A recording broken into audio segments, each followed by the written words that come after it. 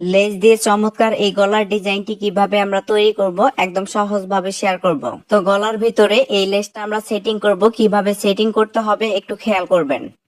তো দেখুন এখানে যে গলা রাউন্ডটা আছে এভাবে জায়গায় জায়গায় একটু একটু করে কাটিং করে নিব।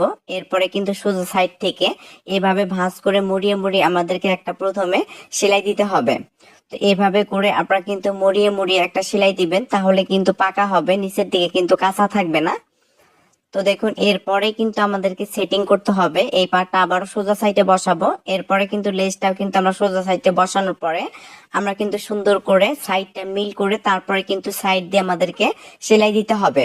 তো যখন আপনি সেলাই করবেন একটু ধৈর্য সহকারে এবং কি আপনাদেরকে ধীরে ধীরে করতে হবে, যাতে করে রাউন্ডটা কোনোভাবেই আঁকা বাঁকা না হয়। এরপরে কিন্তু লেজের অপোজিট যে সাইডটা আছে এই সাইডের একদম সাইড দিয়ে আমাদেরকে সেলাই দিতে হবে। তো এভাবে করে আপনার যে দ্বিতীয় পার্টটা আছে এই পার্ট